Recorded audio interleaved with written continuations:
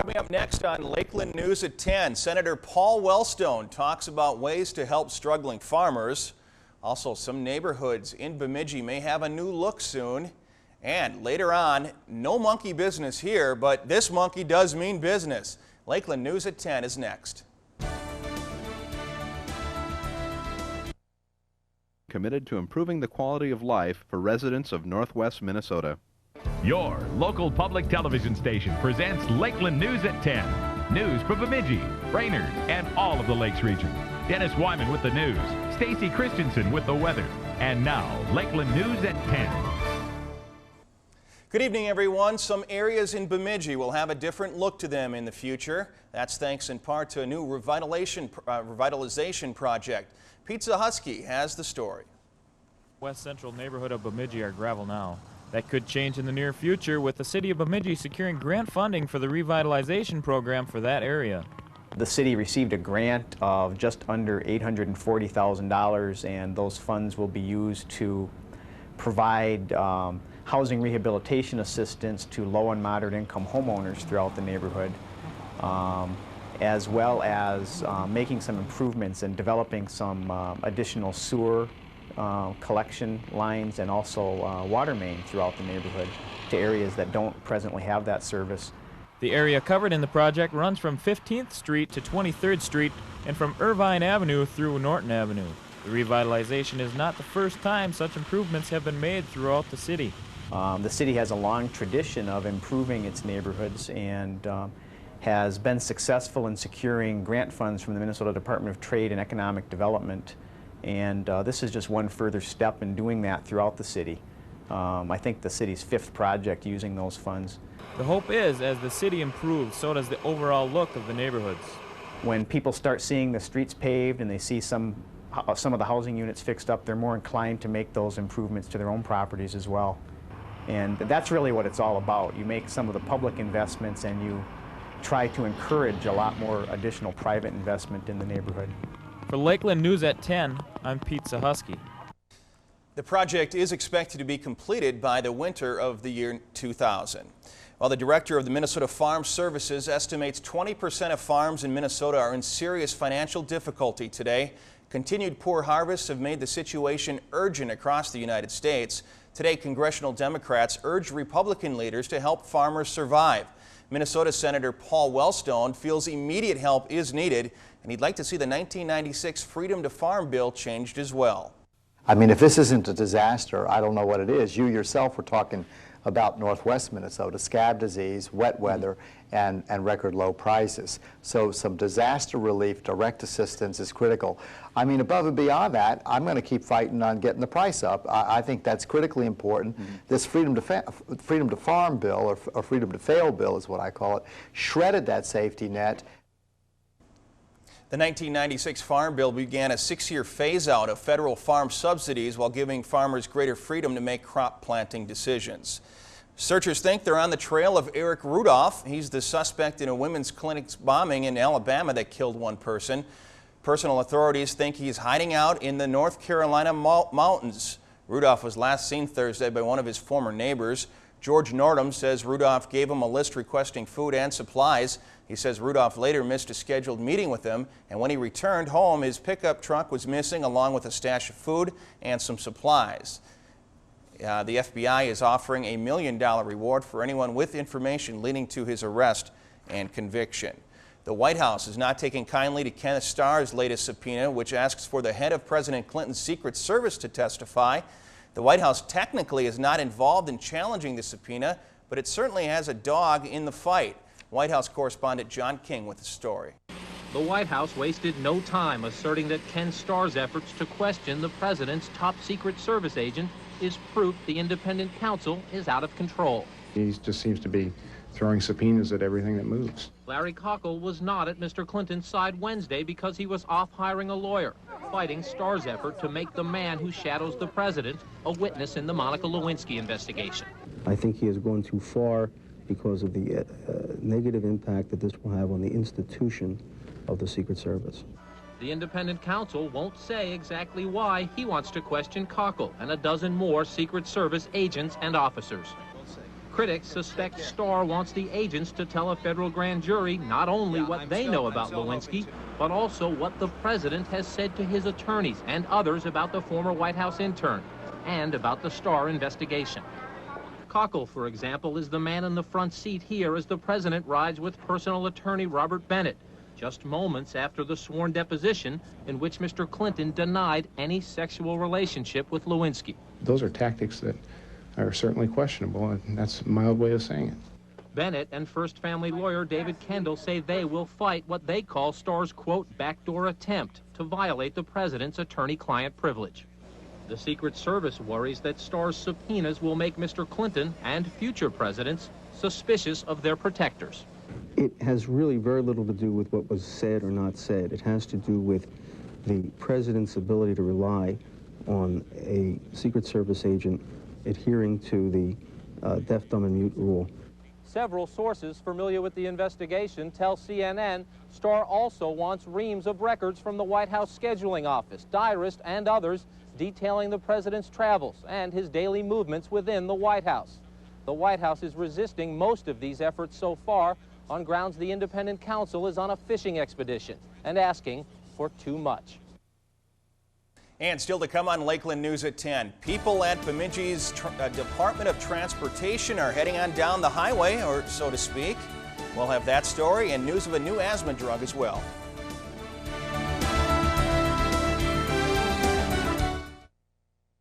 Next on Mystery, two novice private eyes take on the London crime scene in Chandler and Company. Down those mean streets a woman must go. Can you just open a flower shop instead? If you want someone more experienced. We'd understand totally. What I want is someone I can trust.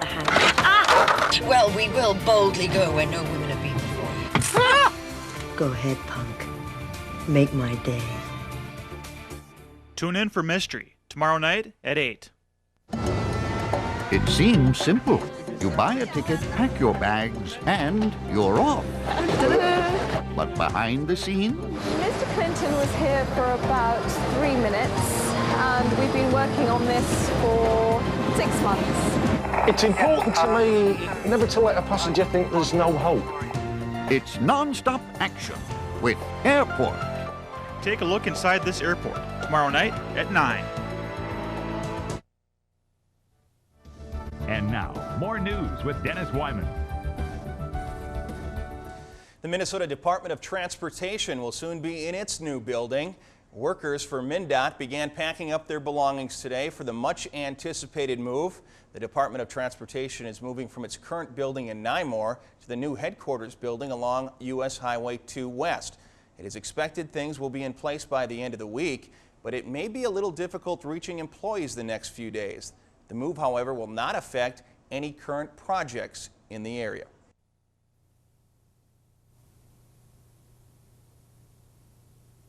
Significant impact to the public.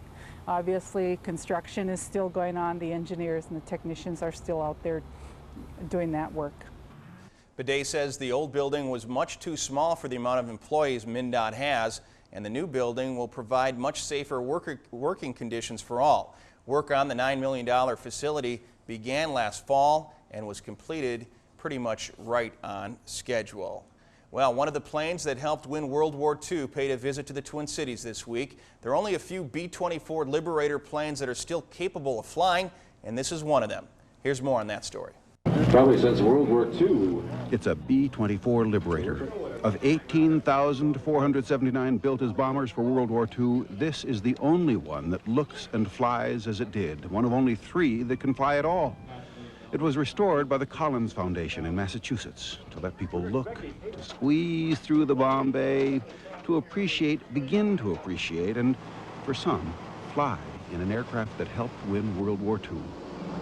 This flight was a salute.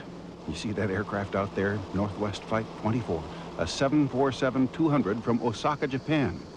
The last Northwest flight Captain Fred Owens would fly. Airliner captains retire when they turn 60. It's a federal rule. And since the pilot flying that jet airliner volunteers to fly this piston-engined aircraft, they wanted to honor him. So with the approval of Northwest Airlines, they flew in formation.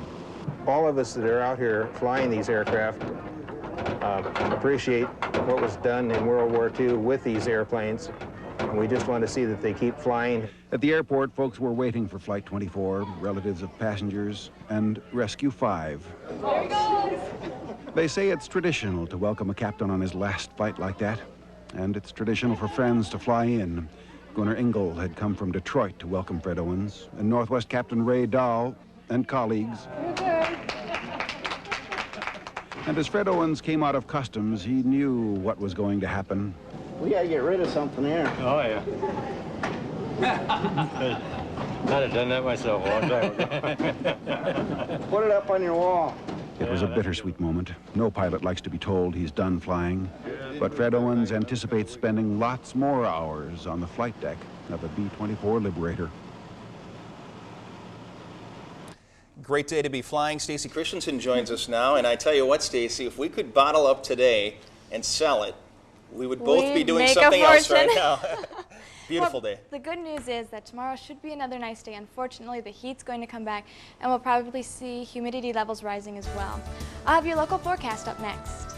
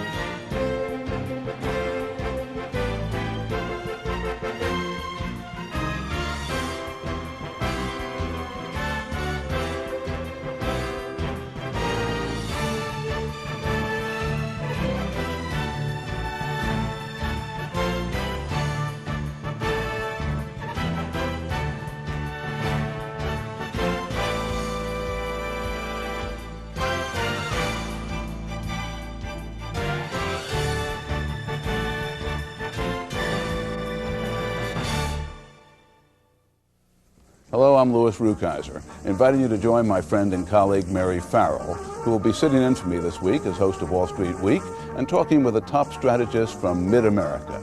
He's Alan Skaranka of Edward Jones, the brokerage firm whose model portfolio beat all its competitors last year.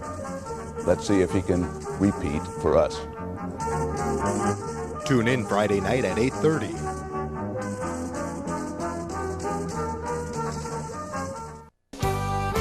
Next time on Austin City Limits, Boz Skaggs. Hey boy, you better bring the woman round to the sad old truth of the low down. I want to be in Paris. And 8.5 Souvenirs.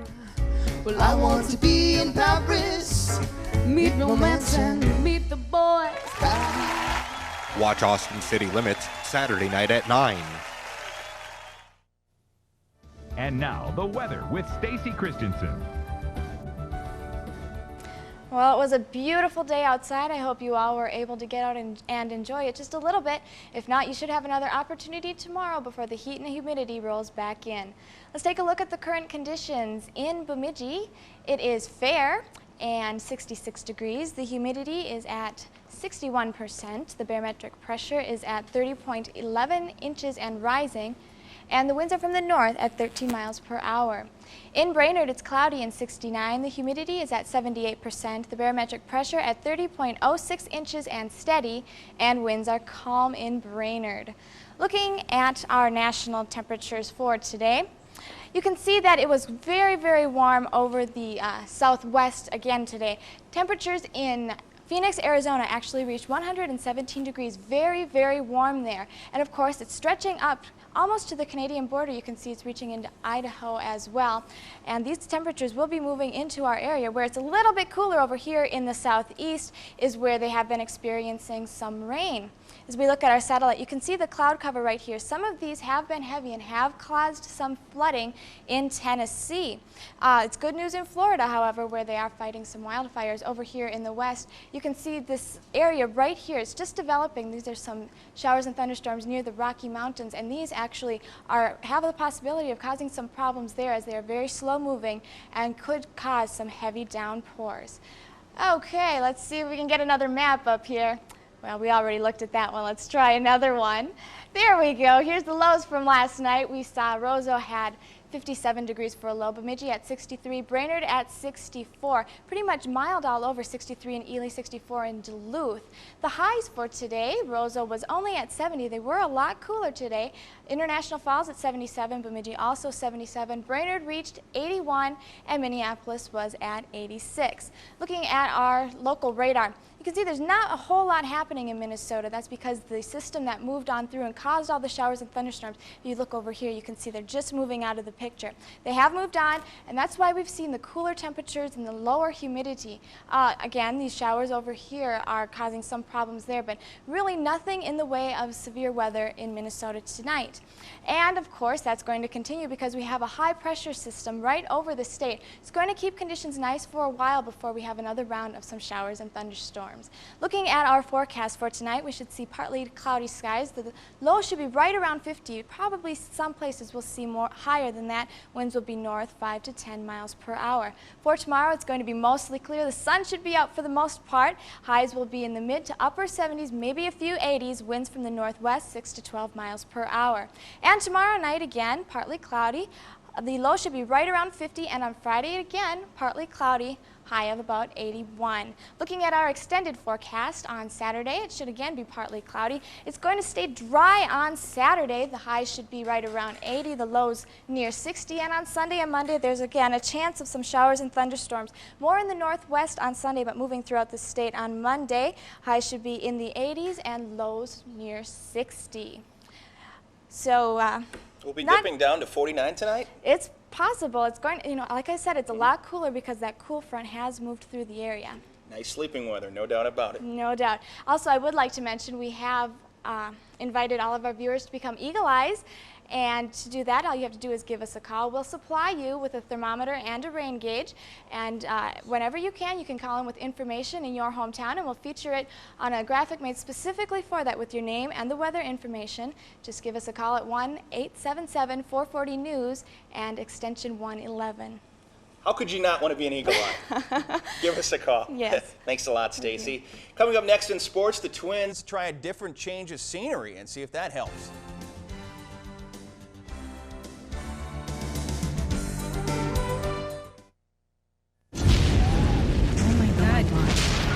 We're under attack. He's tearing me in half. The enemy, our own planet. Mudslide, fires, earthquakes. The volcano is blowing up. Molten fury. Apocalyptic. Hell's crust. Earthquakes come. Deadly rumble. Quick, get out. Restless planet. Nightmare. How can we save ourselves when the very earth is angry? The earth giveth and the earth taketh away. Savage Earth. See it on channels 9 and 22, Sunday night at 8. Next time on Nova, lightning, hot, powerful, and deadly. No one knows exactly what causes it or where it will strike next. Now, scientists race to capture the elusive lightning bolt. Lightning strikes next time on Nova. Be sure to watch Nova Tuesday night at 7.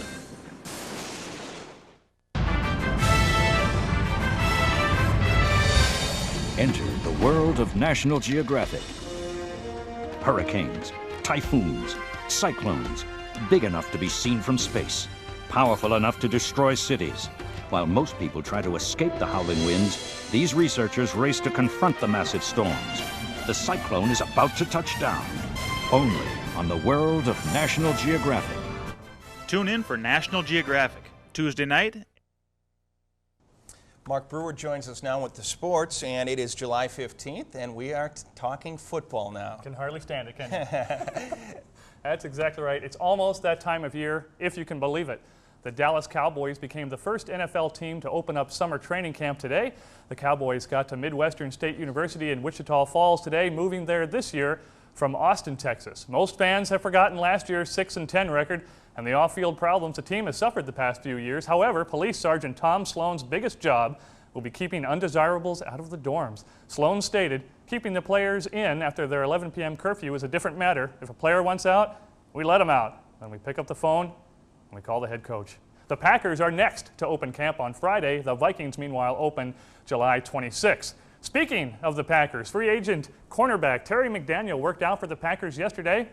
All indications are the team will make a strong bid to sign him. McDaniel's told the Packers he has several other visits set up this week, but declined to say where. McDaniel was cut by the Raiders early last month. His salary is scheduled to increase from last year's $700,000 to $2.5 million this year. Well, a couple of goalie signing contracts today, and folks, we're not talking about league minimum salaries here. First off, free agent goaltender Curtis Joseph decided that his heart was in Canada, just not in Edmonton. Joseph signed a 4-year, $24 million deal with the Toronto Maple Leafs. The reported salary makes him the second highest paid goalie in the NHL behind Dominik Hasek. But you don't always have to leave home to make the big bucks. Free agent Mike Richter, looking non-goalie-ish here, ended up right where he started. Richter signed today with the New York Rangers a 4-year, $21.8 million deal. The contract does not include a no-trade clause. Okay, baseball fans, here's a name from the past. Toronto right-hander Dave Stieb. Remember him? He turns 41 next week. Hasn't started a game in 5 years in the majors. He took the mound in the second game of a doubleheader tonight against against Chicago. Stieb is the Blue Jays' all-time leader in 7 pitching categories, including wins and strikeouts. Stieb fared fairly well tonight, going 6 innings, but pulled from the game, losing 4-2. Staying with baseball, after being swept by the White Sox in Chicago, the Minnesota Twins hoped Seattle's Kingdom would provide a turnaround for them. Going to the tape here, it's early on. You know, Ken Griffey Jr. bats .125 against LaTroy Hawkins. Can you tell? Gets the pop fly there, foul ball. Remember last week Ortiz was plunked in the kidney by a ball. Tonight Moyers finds his elbow. Ortiz all beat up. Coming up next here, Edgar Martinez finds a pitch to his liking, while Denny Hawking practices his ballet out there in right field. Martinez does not score, though. Right now, Twins and Seattle zip, top of the third, only 1 hit apiece for each team. The rest of the American League scores, there's our doubleheader. Chicago taking Toronto the first game, leading the second. Albert Bell, 5 home runs in his last 3 games, and we thought it was just against the Twins, folks. Next up, Boston over Cleveland. Pedro Martinez for the complete game win. New York was the only team that showed up with bats, evidently. They pound Detroit 11-0. Baltimore over Texas. Helen set to take the loss there. Tampa Bay and Anaheim early on, as is Kansas City and Oakland. Moving to the National League, Milwaukee beats Philadelphia. Schilling, only 9 strikeouts in his last 17 innings, takes the loss here. Pittsburgh beats Chicago as Wood takes the loss, even though he had 8 strikeouts in 6.5. Atlanta pounds New York. Montreal over Florida. Cincinnati and St. Louis even up. Nothing from McGuire to report there. San Diego leading Colorado. Houston and Arizona early. San Francisco 5-3 over LA. Jeff Kent with his 9th home run there. Well, look who's going back to work. Marv Albert, out of work for nearly a year because of a sex scandal, will return to broadcasting. Albert will be the anchor of Madison Square Garden's sports desk and do limited play-by-play of the New York Knicks games. Albert worked the major part of his career at the Garden Network. My favorite line here, it could be called the Geezers at Caesars. George Foreman and Larry Holmes announced they will fight on January 23rd. Do the math, that's 13 days after Foreman turns 50 years old. Holmes, a spry 49-year-old, will enter the ring. That adds up to 99 years worth of too many jabs to the head, if you're asking me. They will meet in Las Vegas, New York, or Houston. And finally, on your marks, get set, flush. Tonight, an army of volunteers simultaneously flushed all 1,074 toilets and urinals at the new Baltimore Ravens Stadium to test the plumbing. They wanted to simulate game time conditions when fans excused themselves en masse. The MC for the event was, of course, Rusty Bidet. Hundreds of people had requested passes, and radio stations gave out tickets to those lucky callers to the potty party dubbed the Super Flush. Only in Baltimore. Interesting video, Mark. Ravens have bigger problems than the plumbing there. The plumbing checked out, so. The heat where the Dallas Cowboys opened today had to be unbearable. 102, they still had more than 10,000 fans showing up. Wow. But they didn't have to wear the pads. That's exactly right. Thanks a lot, Mark. Thanks. Well, it's Wednesday night and time now for our weekly health feature. Each Wednesday, we'll take a story from either the national or local scene regarding health topics. Tonight, our story centers on the increase of asthma worldwide. Health experts aren't sure why asthma is increasing, but in the United States alone, 10 to 14% of the population is affected. It costs more than $4 billion a year to treat, but there's some good news in the fight against asthma. Medical correspondent Rhonda Rowland reports. If you have asthma, there are two drugs you may want to know about, Singulair and Ceravent. Two new studies show they may work better than other drugs to ease breathing during exercise. Jennifer Zora, like most people with asthma, has exercise-induced asthma. That is, it kicks in during physical activity. I don't even remember that I have asthma sometimes when I'm playing soccer, and so because of how well the medicines work, so. That's because Jennifer's doctor, who also happens to be her father, recommends the drug Ceravent in addition to her regular inhaler, Albuterol. Traditionally, the drug of choice has been Albuterol. But more recently, she's been in a situation where she'll have 2 soccer games back-to-back, and she'll need extended protection against exercise-induced asthma. Now, Albuterol doesn't do that for her. In fact, one study in the New England Journal of Medicine shows Ceravent allows patients to exercise for 6 hours or more, compared to just 2 hours with other medicines. A second study in the New England Journal of Medicine shows another asthma drug, Singulair, also reduces exercise-induced asthma. The one caveat with this drug was it turns out that about 25% of the patients who took the drug really didn't have adequate control of their exercise-induced asthma, so it doesn't work for everybody. But this is a very safe drug that, as far as we know, has no side effects. If you use Singulair and Ceravent, you may be able to get away with taking lower doses of the drugs you already use, and that could mean fewer side effects. If you have trouble breathing or your chest tightens only when you exercise, it could be asthma. Researchers say doctors and patients often miss it. Now, with a number of new drugs available, asthma doesn't have to keep you from being active. Rhonda Rowland, CNN, Atlanta. Finally tonight, there's a whole lot of monkey business going on in Osaka, Japan. It all began when a wild monkey converged on the sprawling high-rise metropolis last week. Police tried to capture it with nets and lure it with bananas, but to no avail. At one point, they thought they had it cornered, but had to back off after the monkey took a kitten hostage. The monkey got away. The fate of the kitten is still unknown. Authorities are hoping to get a confession from the monkey if they ever catch it. We need wild monkeys roaming the streets of Bemidji and Brainerd. I don't know about that. I fear for all the kittens. Poor kitten was taken hostage. Well, the weather should be nice for tomorrow. Again, a repeat of today, and looking forward, it should be continuing to get warmer. We have a chance of some precipitation on Sunday and Monday. Okay.